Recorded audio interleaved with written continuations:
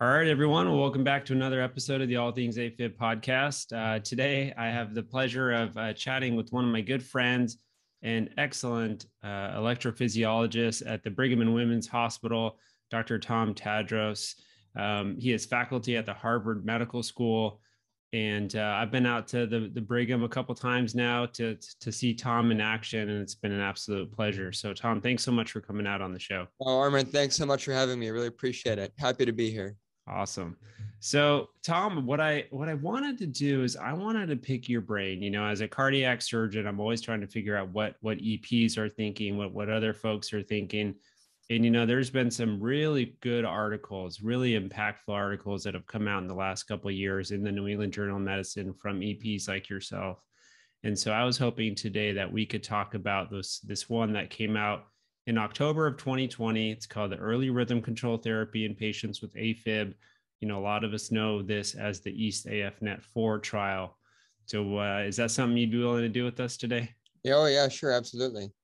All right. Well, I thought maybe for starters, you can help us kind of understand the context of this paper. So can you talk to us a little bit about, well, maybe just in general terms, what the purpose of this paper was, and then kind of the background of it, if you will? Yeah, absolutely. Yeah, I'll start with the background. When I was training as a fellow, we used to always quote this study called AFFIRM, which was also in New England Journal of Medicine. That was back in 2002.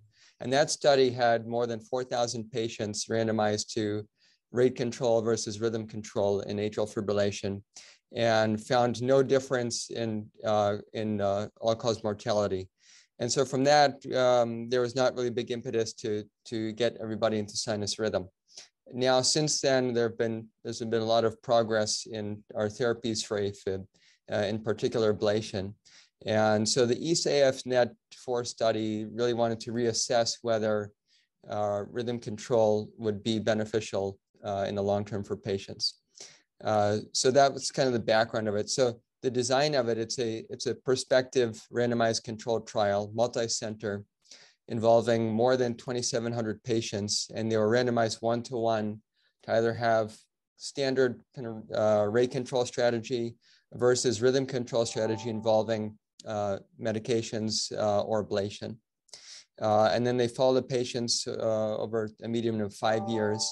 And their composite outcome that they're looking at was a composite of cardiovascular death, stroke, or hospitalization for heart failure or CAD. And they also looked at safety outcomes as well. And what they found in the study, if you want to go straight to that, or do you have any other questions before that? Yeah, no, that's super helpful. So just for the audience to kind of realize, like here we are, maybe essentially 20 years before this study, we have a firm that looked at, you know, rate versus rhythm control. And essentially we come out of that study learning, okay, well, you can probably manage patients either way. In AFFIRM, you know, we had complications from amiodarone and rhythm control drugs like that. So there was this tendency to treat patients with rate control. And here we are 20 years later, and we kind of readdress the question again. But like you said, now we have some better tools, right? We have some ablation tools, other things, other medications, less toxic than amiodarone that may kind of change the narrative, if you will. Yeah, you brought up two good points. One is the type of medicines used. So in the AFFIRM trial, they used mostly amiodarone and sotalol, and those can have certainly toxic effects.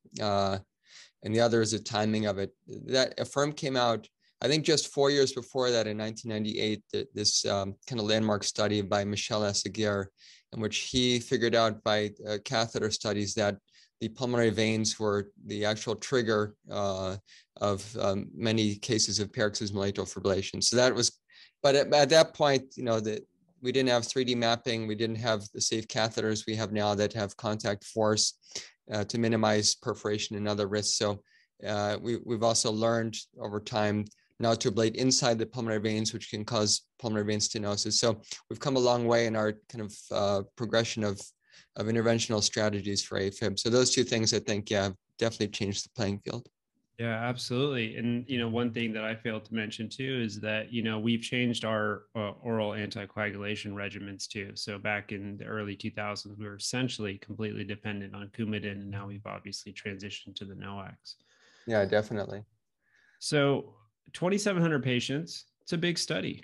Yeah, yeah. And we should also say that the type of patients, so the patients that were included in the study, if you were 75 or older and had a prior stroke or TIA, or if you had any two of the following, if you're 65, you were female, hypertension, diabetes, LVH, chronic kidney disease. So those are kind of the main other factors that were the inclusion criteria for patients in the study. So kind of actually the standard population of AFib patients that we tend to see in our practices. Yeah, absolutely. And I wanted to ask you about that. So, the other major kind of component of the study is that these were patients who had early AFib, right? Patients who had less than 12 months. So these are the paroxysmals and the persistence or early persistence, if you will. How realistic is that population with respect to when you're seeing AFib patients in clinic? How many would you say are these early AFs versus more kind of these chronic or longstanding persistent AFs? Yeah, that's a great question. I think it probably varies from practice to practice.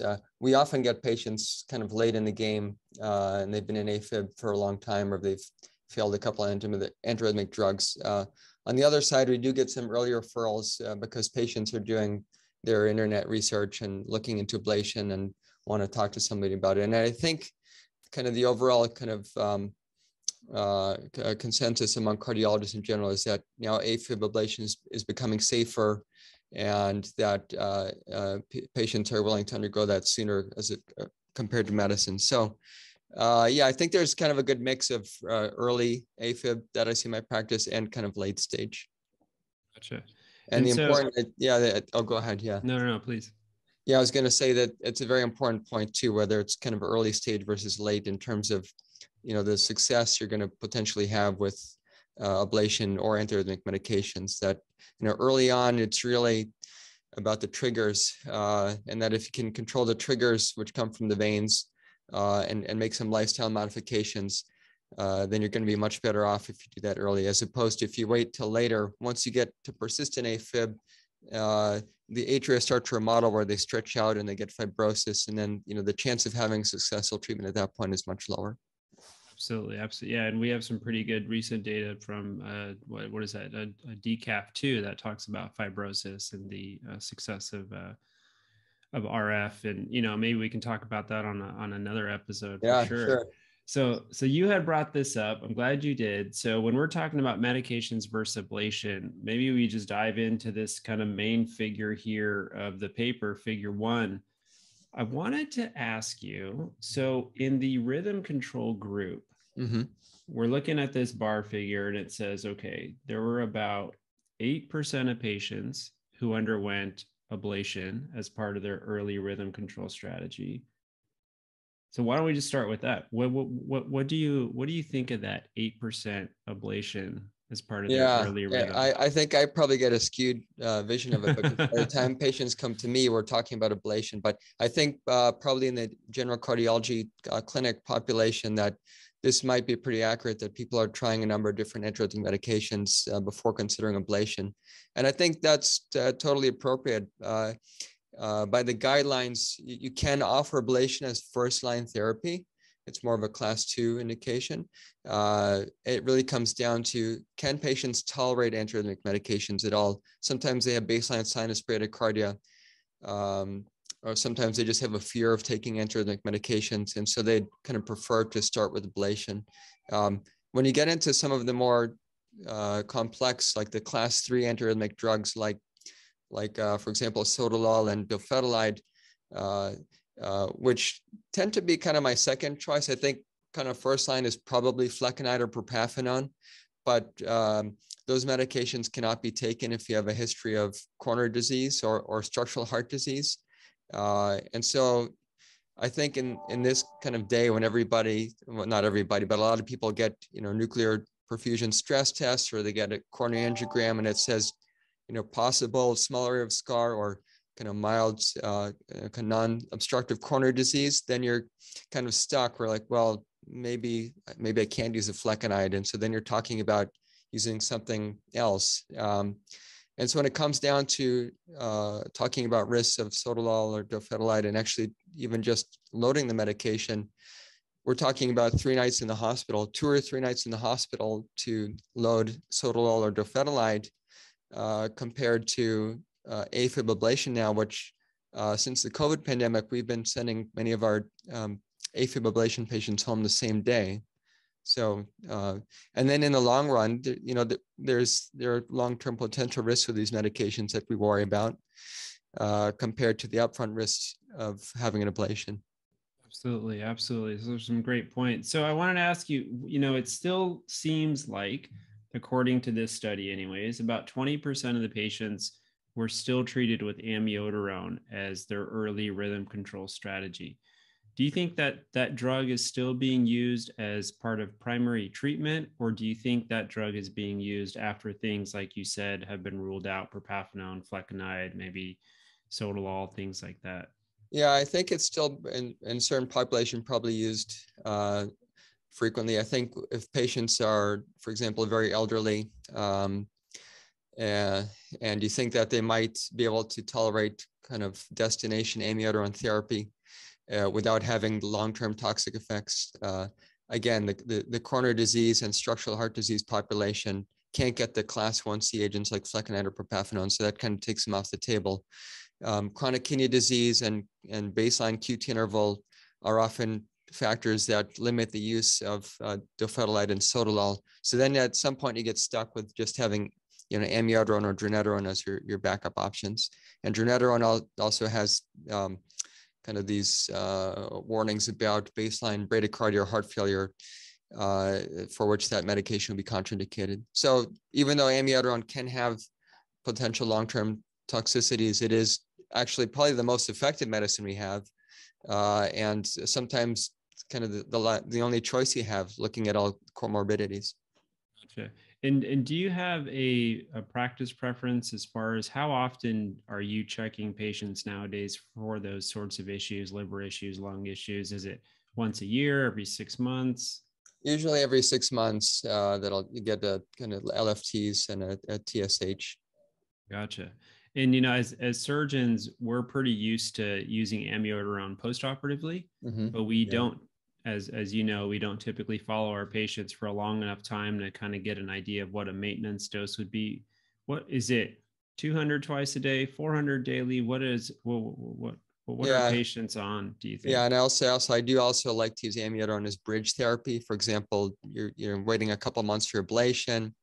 Put patients on amiodarone to tide them over, and also post ablation, similar to you in post surgical MACE, that using amiodarone again for another 1 to 3 months sometimes helps get patients over the hump of post-op recovery to give them the best chance at maintaining sinus rhythm. The other advantage of it is that if you can keep somebody in sinus rhythm for several months, your atrium can shrink down and you can have a better long-term chance of success.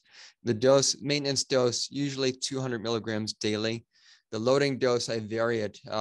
If I have a kind of a somewhat frail person, or if they have kind of relatively slow heart rates, I'll load it 200 milligrams twice a day for a month. But patients, if they're in hospital and if they're otherwise quite robust, you can be as aggressive as 400 milligrams 3 times a day until you get to your kind of goal loading dose of 8 to 10 grams before you kind of go on to your maintenance dose. And then some patients that it might be either destination amiodarone or they're doing well maintaining sinus rhythm for months to years. Sometimes we'll back it down to 100 milligrams a day just to minimize their lifetime dose. That makes sense. Okay. All right. So we've talked about these interventions, and according to the study, it looks like they were pretty successful. About let me see here. I wrote down these numbers. Most of the patients, about 95% of patients, still got the treatment that they were intended to get. And so what I found interesting about this study, and I would love to hear your thoughts, is they didn't get into kind of the typical AFib outcomes that we are used to seeing, meaning like they didn't get into a lot of the monitoring, the burden, the, if you will, success of rhythm control, which I guess kind of makes sense when you're comparing it to rate control. But I was wondering what your thoughts on that were. Yeah, I did think that was interesting too. It looks like they probably had somewhat like a home telemetry monitor, which they said a single lead EKG. And they would transmit, I think they said twice per week if having symptoms. So if not having symptoms, they were not transmitting. Now, if they did have symptoms and transmitted and found AFib and they were in the rhythm control group, they were brought into the clinic and they got modification of their therapy, either up titration of their pharmacotherapy or kind of a discussion about catheter ablation. One important point about that is because the kind of rhythm monitoring was symptom driven, is that the patients chosen for the study, 30% of them were asymptomatic. That for me is kind of that's a big deal because in general and by the guidelines, we don't offer rhythm control strategy for asymptomatic AFib. It's really for symptomatic AFib. And once the patients were kind of randomized to their arm, 70% were asymptomatic. And the important point of that is, well, one, I guess, rate control can make people feel better. I guess that's important. But number two, the outcomes showed that there was definitely a benefit from rhythm control strategy with regards to mortality and stroke, regardless of symptoms. And I think that might be a major game changer in terms of for whom we offer rhythm control strategy. Yeah, absolutely. I was going to ask you about that. I'm glad you brought that up. So yeah, it was interesting that it was about sending a rhythm strip when you were symptomatic. And just like you said, there was this significant portion of the treatment group that, or if you will, the rhythm controls treatment group that was asymptomatic. So it's always hard to kind of make out how many episodes are happening that are asymptomatic that may be leading to adverse effects. That being said, the rhythm control group still had less of the primary outcome, whether it was symptomatic or asymptomatic. Mm-hmm. And then on top of that, it seems like most patients were on anticoagulation still. Mm-hmm. Yeah, I think those are a couple of good points. One, about the monitoring. Also, yeah, it would be wonderful to have an implantable loop recorder in everybody, but just not really a cost-effective way to do a study or to manage AFib in general. But I think in general, if you look at AFib studies, what the standard of recurrence is a 30-second episode of AFib. And I feel like it's probably really unfair for studies because what we really want to see is there a reduction in AF burden? I think that's kind of the main thing. But again, there's no perfect test except an implantable loop recorder in terms of even having, a 2-week MCT monitor is just also spot check. It's just a longer spot check, right? So although it would kind of find asymptomatic AFib, which was not really found in this study based upon kind of symptom-driven ECG transmissions. Right. Yeah. Well, I mean, so what do you think about this idea that the overall outcome was decreased, which included stroke, even though both populations were still on anticoagulation? Yeah, I think it's compelling. I think, I think that really shows that rhythm control is important in terms of minimizing long-term risks. Absolutely. Yeah, no, we always, or we start to think about that more and more now also as we, in the surgical population, we manage the left atrial appendage, but we know from historic studies that when Dr. Cox was following his patients that, it wasn't just the folks who had their left atrial appendage managed where we had a reduction in stroke, but we actually had even a more reduction in patients who were in normal sinus rhythm and had their appendage managed. So there does seem to be something in addition to the rhythm control on top of the appendage management that can reduce your stroke risk. Yeah, two interesting points about that. I think that original study with Dr. Cox, the follow-up, if I recall correctly, was a phone call to the patients to ask if they were an AFib, which is, so it's unclear back then how much how many patients are actually having it, or if they're actually asymptomatic but having AFib. Sure. So the appendage is interesting not only for stroke risk reduction but also for rhythm management. There are some data showing that if you can electrically isolate the appendage, that may have some benefit in terms of maintaining sinus rhythm. I wonder, and I don't know that there's evidence for it, about is there any harm to removing the appendage? The appendage is a flow reservoir. It can accommodate a lot of volume in the case of volume overload. It's kind of the main source of atrial natriuretic peptide, which is important for diuresis and natriuresis. So you wonder if removing the appendage might have an effect on heart failure in the future. That being said, if you can get patients to sinus rhythm, they tend to feel better, and actually their heart failure risk is reduced. And so I wonder if it's a trade-off in terms of heart failure risk of removing the appendage versus leaving it. But I think the trend, or kind of what we're getting towards, is that there is an advantage to removing the appendage for rhythm control, but also for stroke risk reduction. Sure. The other part of this paper that I found at least reassuring, we have more and more data that's coming out now that's speaking to the relationship between AF and cognitive dysfunction, or AF and dementia. And in this paper, I thought it was really interesting that they pointed out, as far as when they looked at the Montreal Cognitive Assessment Score, I'll just reference for the audience. This is table 2, kind of efficacy outcomes, kind of towards the bottom. And it's part of the key secondary outcomes at 2 years. I talk to my patients and I tell them, hey, look, I am concerned that you may be having these silent strokes and this may lead to dementia over time.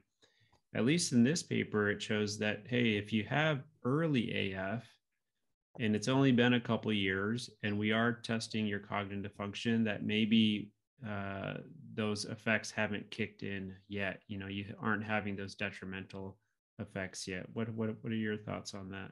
Yeah, and I think that's an important point. I think microemboli leading to cognitive dysfunction is an important thing. And I think there are some imaging studies showing silent infarcts in patients with AFib and correlating that with cognitive decline. So I think that's a very important point. And I think that rhythm control, could be a factor in terms of minimizing cognitive decline. Yeah, absolutely.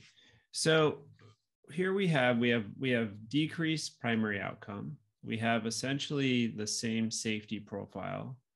We have essentially the same secondary outcomes. Are there any other points about those results that you wanted to touch on before I ask you a few more questions? Well, also that the composite outcome was a positive finding, but also individually that cardiovascular death and stroke both individually were significantly reduced. I think that's very important points that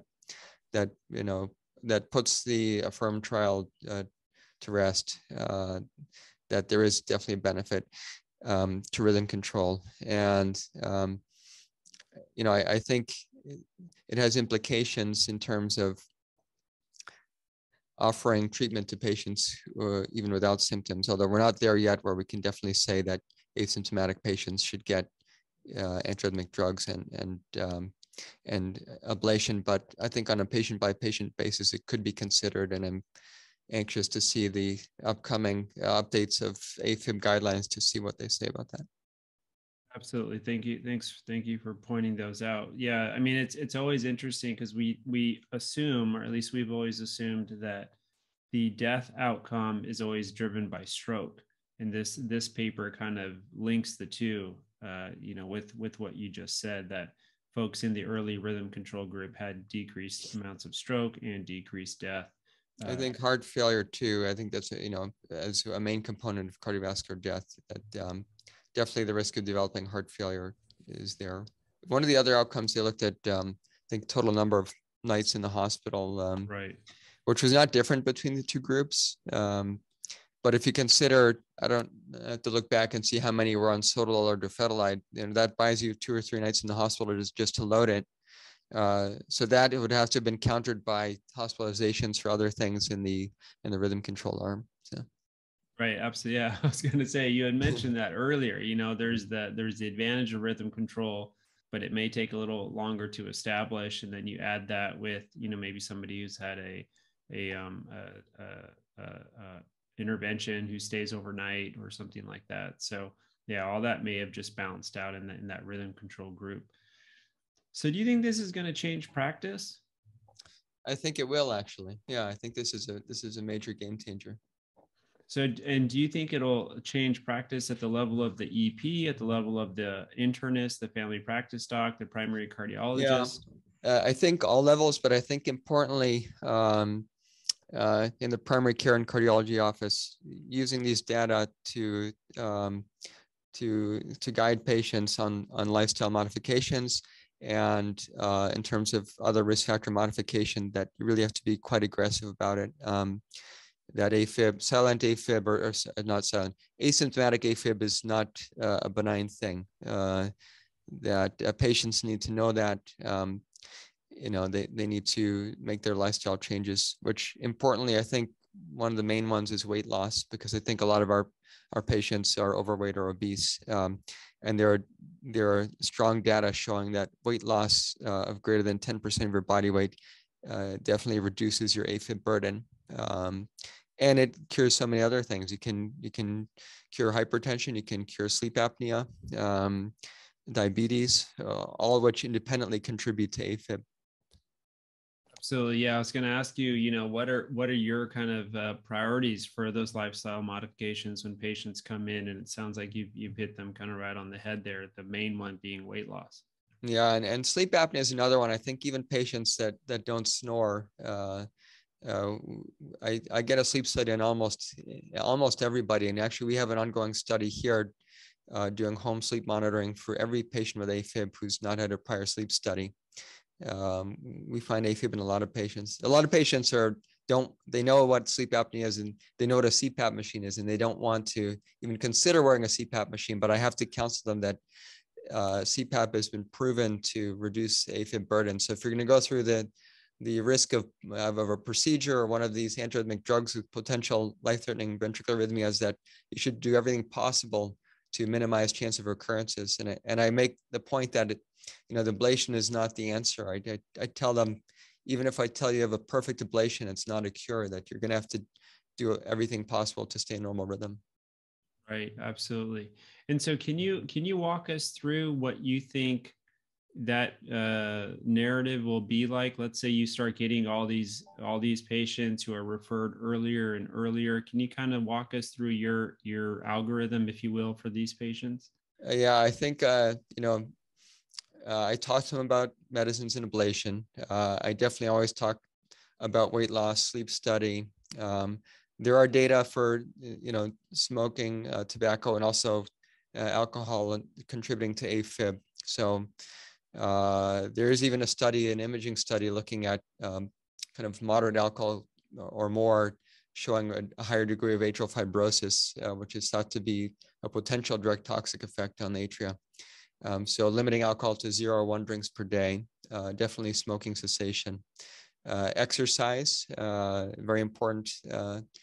I tell patients to get a pedometer and aim for 10,000 steps a day. I think there are even data for yoga actually reducing not only symptoms of AFib, but actually burden of AFib. And I think the point of that, because patients often ask about, can stress cause AFib? I think it probably can. I think so I think that exercise, and whether it be yoga or walking, is therapeutic for patients for many ways, not just for weight loss, but for kind of making them feel better. And I think that has an important effect. And so, and you had mentioned earlier, we're kind of at this phase where we're sorting out asymptomatic versus symptomatic.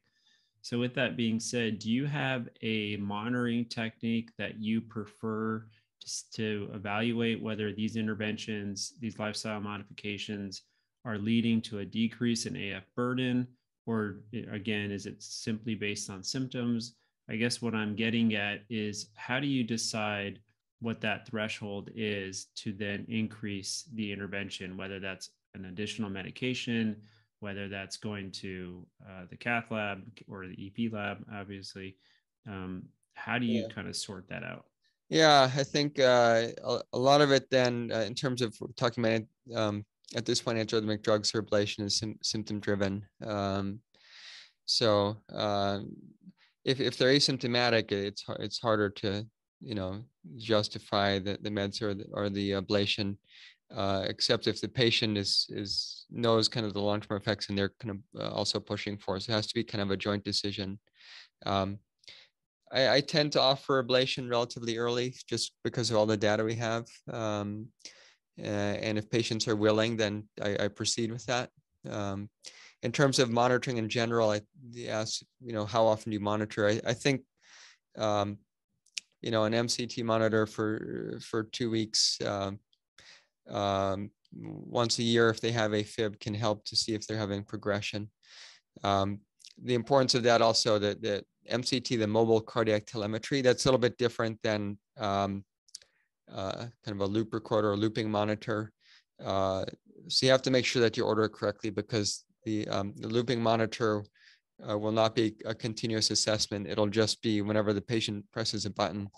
So it's important for primary care and other providers to know to get the one that is continuous monitoring, that can actually quantify burden of AFib, even if the patient doesn't feel anything, and even if the patient doesn't press a button. You want to just mention what those devices are so that the audience can kind of know about them by name? Yeah, they're different companies. I think that if you just say mobile cardiac telemetry or MCT, that's the type that you want to use so that you can actually find it. Gotcha. I mean, patients, there are a number of apps now available on the market that are kind of very helpful, and smartwatches that are very accurate, and that we actually record or take those rhythm strips that patients send us, and we can put them into our electronic medical record, and that is considered documentation of diagnosis. So what's on the market now available with these smartwatches and smart apps for telephones are quite accurate. I wanted to ask you about that, and I'll probably let you go after that. I know you're very busy clinically. You've been around long enough where you have seen kind of this progression from these smartwatches, kind of if you will, a before and after. How has that changed your practice? Yeah, I think it's made it easier. I think it's raised patients' awareness, patients' concern, and I think overall that's been a great thing in terms of having patients take control of their health. Maybe it's widened the gap of disparities that not everybody can afford a smartwatch or a smartphone with an app that can do this. But certainly I think it has helped us manage patients for sure. Excellent. All right. Well, maybe the way we'll finish this up is if you can, in your own words, just summarize ultimately what you would want the audience to know about EAST-AF, and then I'll let you go. Yeah, no, I think it's a landmark study. I think it's changed our view of atrial fibrillation towards a goal of rhythm control strategy with medicines or ablation to improve or to minimize cardiovascular death and stroke. And I think it's a very important study for that reason. Great. Well, thank you so much, Dr. Tadros. Welcome. Thank you for coming on the show. And like I said, hopefully we can have you on another episode soon. Would love that. That would be an honor. Thank you. Thanks, Tom. Thanks, Armin.